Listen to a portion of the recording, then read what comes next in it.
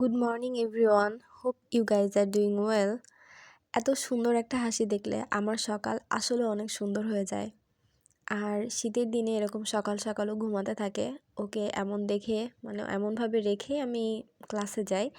আর যেদিন ছুটি থাকে, আলহামদুলিল্লাহ, আই বিকাম সো হ্যাপি।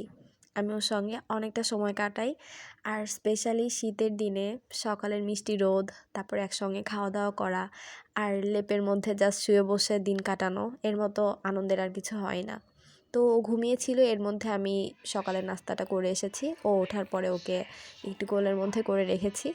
তারপর ওকে ফ্রেশ করে দিয়েছি, মানে ব্রাশ করে হাত মুখ ধুয়ে একটু ময়শ্চারাইজার ক্রিম লাগিয়ে দিয়েছি। আগে ওকে খেতে দিচ্ছি না, এরকম স্লিপি অবস্থায় খাবার দিলে ও খেতে চায় না।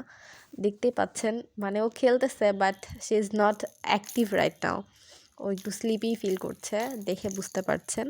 এখানে ওর বয়স 15 মান্থ ওল্ড, কেবল 1 বছর পার হয়েছে। It's our growing time, so সঠিকভাবে খাওয়ানোটা খুবই জরুরি। আমি প্রথম থেকে ওর খাওয়া দাওয়া নিয়ে কনসার্ন ছিলাম, আর এখন আছি।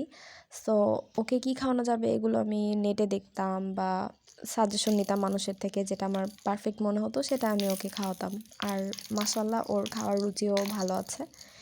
বাট নাওএডেজ অনলাইন পেজগুলা বিজনেসের জন্য এমন উল্টাপাল্টা কাজ করা শুরু করেছে, মানে আই ক্যানট ইভেন ইমাজিন যে মানুষজন এরকম হতে পারে। মানে বিজনেস করবে, দ্যাটস গুড, বাট এরকম বাজে ওয়েতে। বাচ্চারা তো একেবারে ছোট, তারা মানুষের কাছে অনেক সেন্সিটিভ। তাদের ফুড নিয়ে তারা বিজনেস করছে in a wrong way, in a illegal way. মানে অনেক ফেমাস কিছু পেজ রয়েছে ফেসবুকে, তারা কি করে যে অনেক বড় বড় প্রমোটারদেরকে দিয়ে প্রমোট করায় আর অনেক ফেমাস হয়ে যায়, দেন তাদের ফুড সবাই কিনে। সো অনেক ভালো ভালো রিভিউ দেখে, মানে রিভিউ যে ফেক হতে পারে বেবির ফুডের উপরে, মানে আমার ধারণাই ছিল না। আমি সেগুলো দেখে অনেকগুলো খাবার একসঙ্গে অর্ডার করে বসি, কজ আসলেও সেগুলো খুবই লোভনীয় আর রিভিউগুলো খুবই অ্যাট্রাকটিভ ছিল। ওরা আসলেও সফল একটা বিজনেসম্যান, বাট ইললিগালভাবে, ঠিক আছে। সো আমি অনেক কিছু অর্ডার করে ফেলি, দেখি যে বেবির খাবারের মধ্যে সুরাপোকা, মানে রাজমা খিচুড়ির মধ্যে সুরাপোকা, তারপরে হচ্ছে স্টিক নুডলস ছিল, সেটা হচ্ছে একেবারে অনেক আগের, বাজে গন্ধসহ। তারপরে ওদের নাকি মানে টেস্টার, মানে একটা মশলা ছিল, সেটা জাস্ট কাঠের গুঁড়ার মতো। সাবুদানা ছিল, সেটাও ফেক। আমি সবগুলো ভিডিওস আপনাদের সঙ্গে শেয়ার করব, কনভারসেশনও শেয়ার করব। তারা ভয়েসে বলে যে সুরাপোকা ইজ নর্মাল, খাবার থাকলে সেখানে সুরাপোকা আসবেই, এটা বসতে। এটা কোনো কথা? বেবির খাবারের মধ্যে পোকা ঘিস ঘিস করবে, সেটা আমি আমার বেবিকে খাওয়াবো?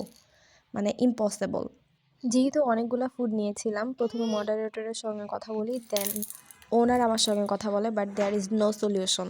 কিছু টাকা নষ্ট হয়েছে, দ্যাটস নট মাই কনসার্ন। আমার সমস্যা হচ্ছে এই খাবারগুলো বা এই টাইপের আজে বাজে ফুড তারা অন্যান্য বেবিদেরকেও সাপ্লাই করছে, আর এভাবে প্রমিনেন্ট হচ্ছে। We should raise our voice. Thanks for watching viewers.